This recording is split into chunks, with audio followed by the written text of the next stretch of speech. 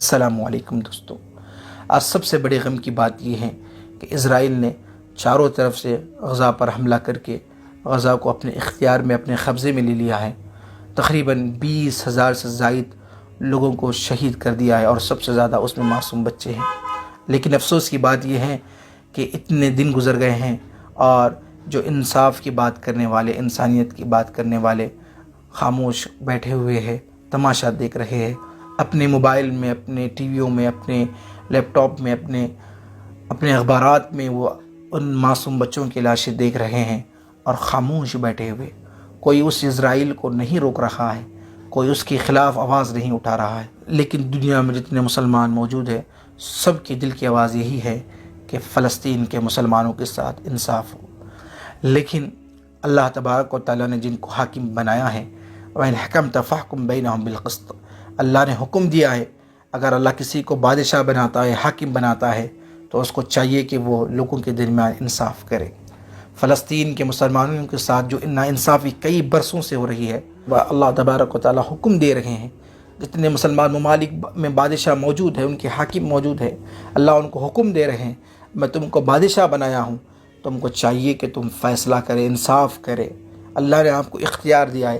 کل قیامت کے دن آج جتنے مسلمان ممالک کے حاکم ہیں، اللہ تبارک و تعالیٰ کے پاس ان کو جواب دینا ہوگا کہ جب ان کو حاکم بنایا گیا تھا وہ کیوں انصاف نہیں کر رہے تھے، کیوں مسلمان کو شہید ہوتے ہوئے دیکھ رہے تھے، کیوں ناانصافی ہوتے ہوئے دیکھ رہے تھے، مسجد اقصیٰ کو کیوں تنہا چھوڑے تھے۔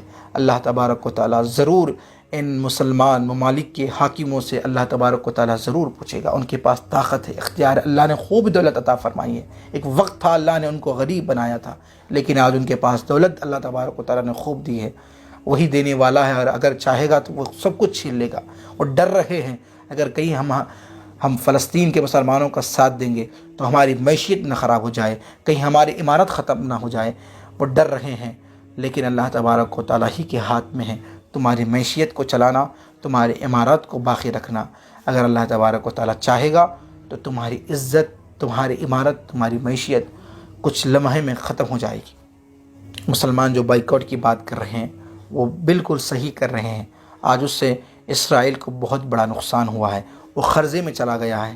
دوستو اس کو جاری رکھے، 1 مہینہ، 2 مہینہ، 3 مہینہ، 1 سال، کئی سال نہیں بلکہ ہمیشہ اپنی زندگی میں فرض کر لے کبھی بھی اسرائیل کا سامان ہم استعمال نہیں کریں گے، کبھی بھی اس کو یوز نہیں کریں گے۔ اسرائیل کے سامان کو ہمیشہ کے لیے چھوڑ دو، وہ فرض کر لے۔ وہ مسلمانوں کا قاتل ہے، ظالم ہے، معصوم بچوں کو شہید کرنے والا وہ ظالم ہے۔ آپ ضرور ان کی کبھی بھی چیزوں کو اب استعمال نہ کریں، ہرگز نہ کریں۔ آپ کو کوئی فری میں بھی دے تو آپ اس کو استعمال نہ کریں۔ ایک تو ان کی چیزوں سے ہماری صحت بھی خراب ہوتی ہے۔ دوستو صرف اسرائیل کے سامان کی بائیکاٹ کرنے سے کام نہیں چلے گا، بلکہ امریکہ کے سامان کو بھی بائیکاٹ کیا جائے۔ سب سے بڑا جو ظالم ہے وہ امریکہ ہے۔ صرف اسرائیل مسلمانوں پر ظلم نہیں کر سکتا، اس کے پاس اتنی طاقت نہیں ہے۔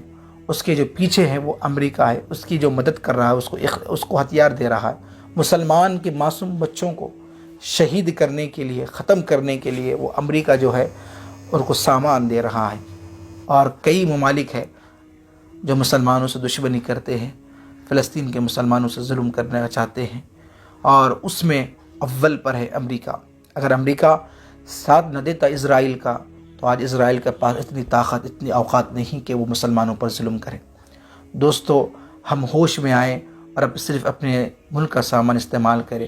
اگر ہم موبائل ہو، کتنے بھی ان کے سامان ہو، کتنا بھی مہنگا کیوں نہ ہو، اگر ہم اس کو رکھنے سے ہمارے پاس عزت آتی ہے، لیکن ایسی عزت کا کیا کرنا جو مسلمانوں کے شہید کرنے میں، ختم کرنے میں اس پیسے کو استعمال کیا جا رہا ہے۔ آج اگر ہم ان کے سامان کو چھوڑ دیں گے استعمال کرنا تو ضرور ان کی معیشت خراب ہوگی اور وہ تباہ ہو جائیں گے۔ سب سے زیادہ مسلمانوں کی پاپولیشن ہے، عیسائی کی نہیں، سب سے زیادہ مسلمانوں کی ہے۔ اگر مسلمان کسی ملک کے سامان کو خریدنا چھوڑ دے، ترک کر دے، استعمال نہ کرے تو 100% اس کو نقصان ہوگا۔